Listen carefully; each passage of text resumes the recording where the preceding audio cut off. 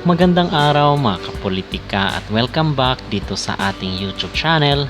In this video is magbibigay tayo ng ating reaksyon doon sa naging komento ng ating netizen sa ating naunang video patungkol doon sa ating previous na vlog kay Sofronio Vasquez. Pero bago ang lahat ay huwag kalimutang mag-like at mag-subscribe na rin kayo para updated kayo sa ating mga latest issue. At mga kapolitika, bibigyan lang po natin ng reaksyon itong comment or opinion ng ating netizen bilang pag-appreciate at na-acknowledge natin itong kanyang suggestion dito sa mga susunod na concert ni Sofronio Vasquez. So, sabi dito sa comment mga kapolitika, madami na disappoint sa sound system at suot ni Sofronio sa Sacramento concert. Pero, we love him kaya bawi na lang sa next concert.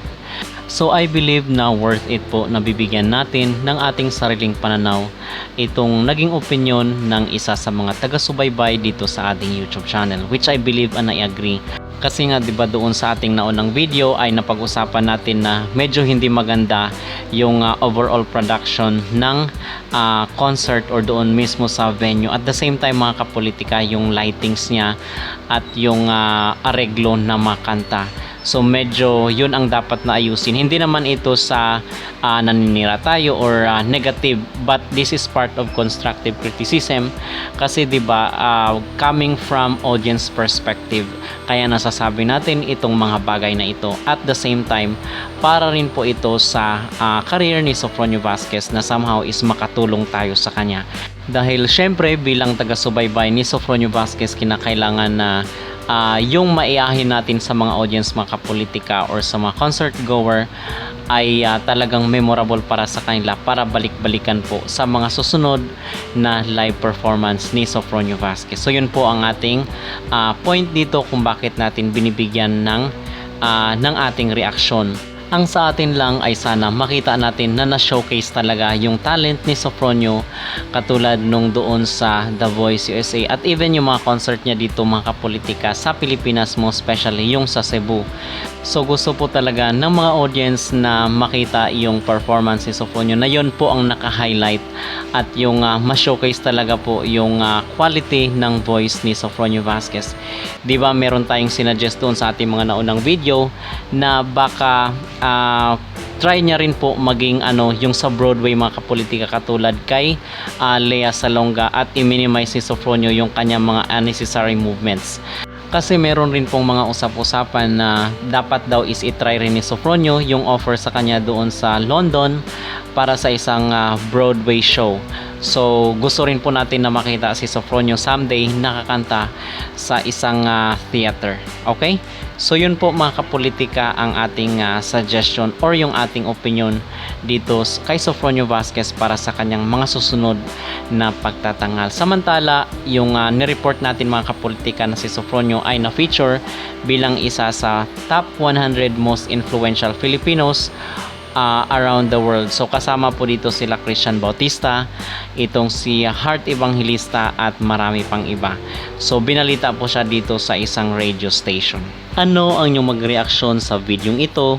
Kayo po ba ay payag na magtatanghal itong si Sofronio sa isang Broadway musical?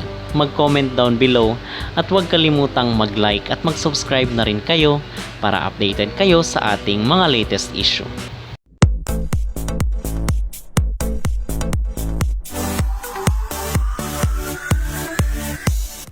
Ilang celebrities ang kabilang sa 100 most influential Filipinos in the world na inilabas sa ika-15 edisyon ng The Outstanding Filipinos in America Awards. Isa na nga riyan ang actress at global fashion icon na si Heart Evangelista.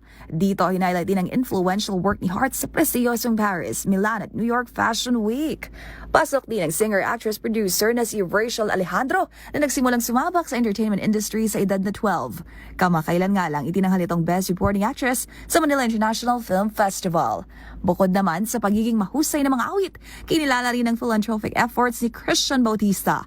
Ang The Way You Look at Me hitmaker, tumutulong sa mga bata sa pamamagitan ng World Vision Philippines.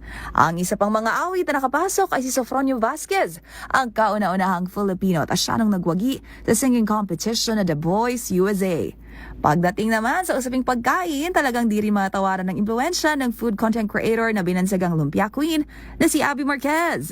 Kabilang nga sa achievements nito ay nang mapabilang sa 30 Under 30 Asia 2024 ng Forbes at nang magwagi sa social food and drink category ng 28 Webby Awards. At ang isa pang nakapasok sa 100 most influential Filipinos in the world ay ang TV personality at drag performer na si Manila Luzon. Kilala ito bilang finalist sa RuPaul's Drag Race, kaya din sa kanyang bold fashion, sharp wit, and advocacy for LGBTQIA+ rights. Nakatakdang ganapin ang 15th Annual TOFA Awards sa October 18 sa Las